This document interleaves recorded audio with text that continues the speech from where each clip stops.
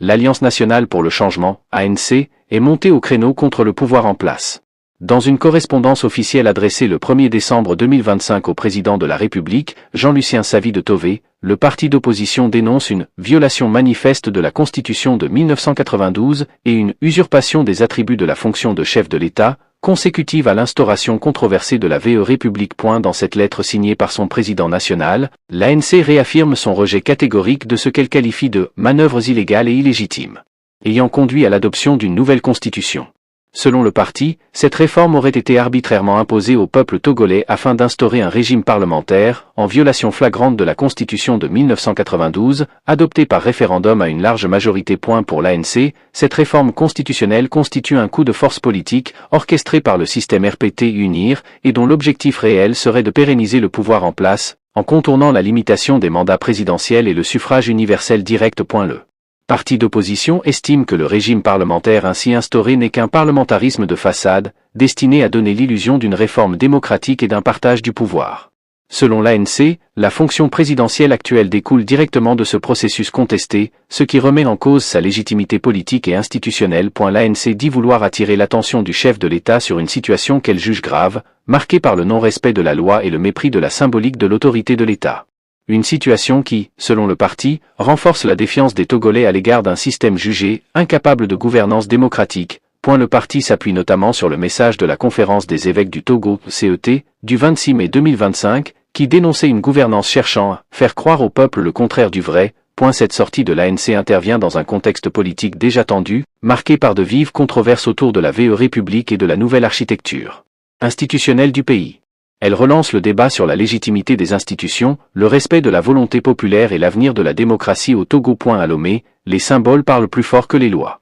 Dans une lettre datée du 1er décembre et adressée au président de la République Jean-Lucien Savy de Tové, Jean-Pierre Fabre, le président national de l'Alliance nationale pour le changement, ANC, lance une interpellation. Depuis quelques semaines, une image se multiplie dans les bâtiments publics, les préfectures, les écoles, les tribunaux. Il s'agit de celle de Faure Gnassingbé. Mais pas n'importe laquelle. Ce n'est plus le portrait officiel de l'ancien chef de l'État sous la Constitution de 1992.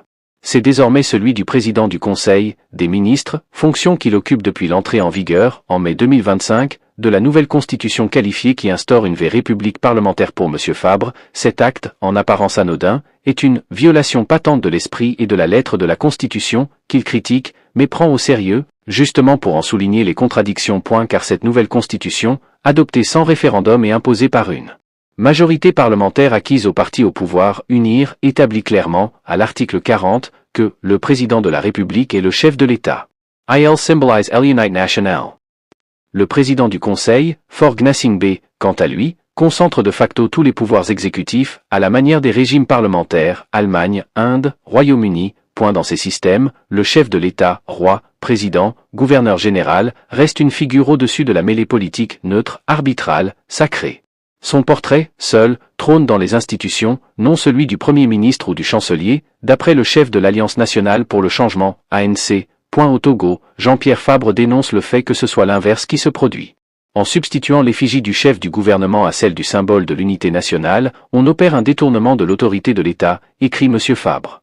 Pire encore, souligne-t-il, cette substitution révèle que le président de la République, dans cette 5 républiques, est un machin, un objet de décoration, une institution potiche. Le fond du propos dépasse la querelle protocolaire.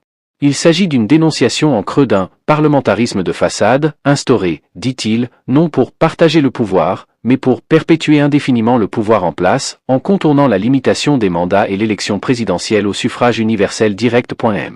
Fabre va plus loin pour souligner une faille constitutionnelle abyssale. La nouvelle Constitution, bien qu'elle crée la fonction de président du Conseil, ne précise nulle part qui nomme les ministres, ni selon quelle procédure. Pour lui, le décret du 8 octobre 2025 portant composition du gouvernement, signé par Faure Gnassingbé, serait donc, juridiquement, un acte de pure usurpation de compétences, sans aucun fondement constitutionnel. La lettre s'achève sur un appel, presque désespéré, à Jean-Lucien Savy de Tové, juriste formé à Sciences Po Bordeaux. Pour un homme politique responsable, la fonction crée le devoir, rappelle-t-il, citant Pierre Mendès France. Le privilège spécial de connaître les principes éthiques de la démocratie, dont vous pouvez vous prévaloir, vous impose le devoir de prendre une position publique sans ambiguïté, pour corriger cette énième dérive du système RPT-UNIR. Il vous impose également le devoir de réaffirmer la prééminence de la fonction présidentielle dans la Constitution que vous avez juré de respecter et de faire respecter et qui stipule en son article 40 que « le président de la République est le chef de l'État ». Il est le symbole de l'unité nationale, exhorte Jean-Pierre Fabre. Mais que peut un président sans pouvoir, quand le portrait de celui qui détient tout le pouvoir remplace le sien sur les murs de la République? L'Alliance nationale pour le changement, ANC, est montée au créneau contre le pouvoir en place.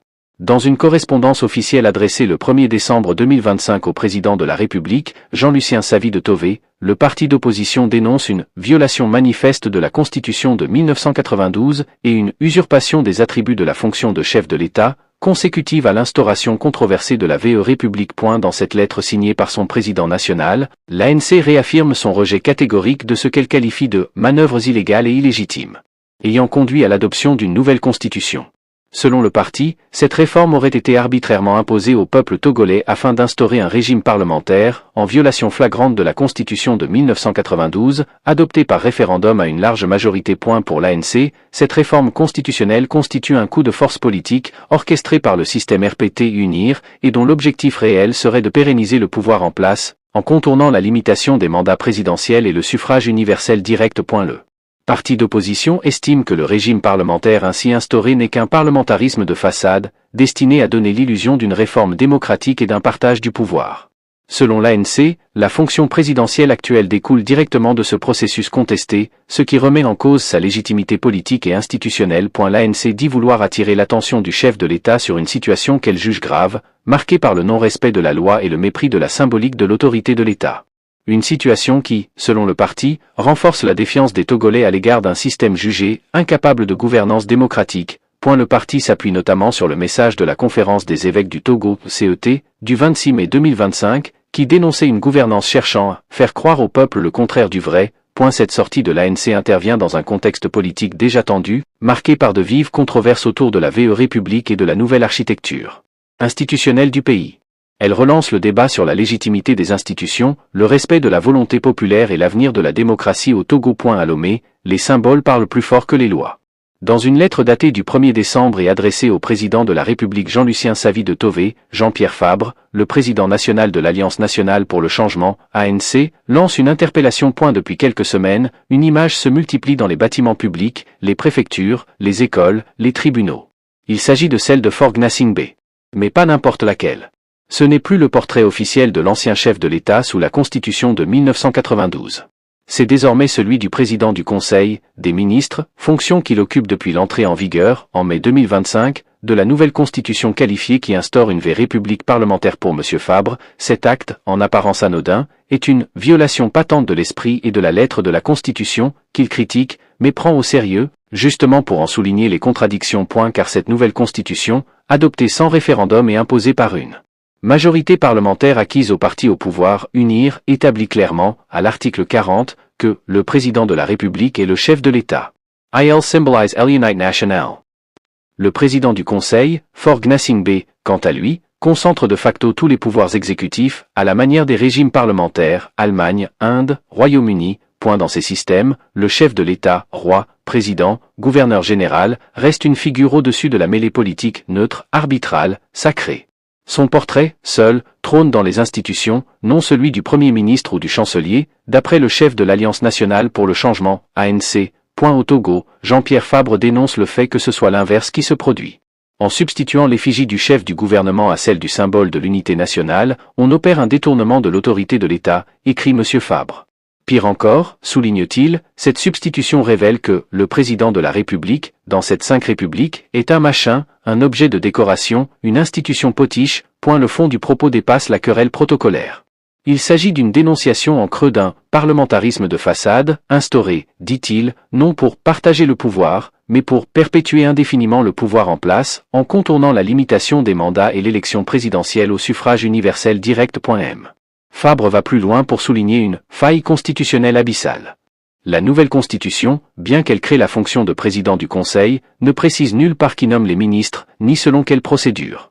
Pour lui, le décret du 8 octobre 2025 portant composition du gouvernement, signé par Faure Gnassingbé, serait donc, juridiquement, un acte de pure usurpation de compétences, sans aucun fondement constitutionnel. La lettre s'achève sur un appel, presque désespéré, à Jean-Lucien Savy de Tové, juriste formé à Sciences Po Bordeaux. Pour un homme politique responsable, la fonction crée le devoir, rappelle-t-il, citant Pierre Mendès France. Le privilège spécial de connaître les principes éthiques de la démocratie, dont vous pouvez vous prévaloir, vous impose le devoir de prendre une position publique sans ambiguïté, pour corriger cette énième dérive du système RPT unir. Il vous impose également le devoir de réaffirmer la prééminence de la fonction présidentielle dans la Constitution que vous avez juré de respecter et de faire respecter et qui stipule en son article 40 que « le président de la République est le chef de l'État ». Il est le symbole de l'unité nationale, exhorte Jean-Pierre Fabre. Mais que peut un président sans pouvoir, quand le portrait de celui qui détient tout le pouvoir remplace le sien sur les murs de la République? L'Alliance nationale pour le changement, ANC, est montée au créneau contre le pouvoir en place. Dans une correspondance officielle adressée le 1er décembre 2025 au président de la République, Jean-Lucien Savy de Tové, le parti d'opposition dénonce une « violation manifeste de la Constitution de 1992 et une usurpation des attributs de la fonction de chef de l'État », consécutive à l'instauration controversée de la VE République. Dans cette lettre signée par son président national, l'ANC réaffirme son rejet catégorique de ce qu'elle qualifie de « manœuvres illégales et illégitimes », ayant conduit à l'adoption d'une nouvelle constitution. Selon le parti, cette réforme aurait été arbitrairement imposée au peuple togolais afin d'instaurer un régime parlementaire, en violation flagrante de la Constitution de 1992, adoptée par référendum à une large majorité. Pour l'ANC, cette réforme constitutionnelle constitue un coup de force politique, orchestré par le système RPT unir, et dont l'objectif réel serait de pérenniser le pouvoir en place, en contournant la limitation des mandats présidentiels et le suffrage universel direct. Le parti d'opposition estime que le régime parlementaire ainsi instauré n'est qu'un parlementarisme de façade, destiné à donner l'illusion d'une réforme démocratique et d'un partage du pouvoir.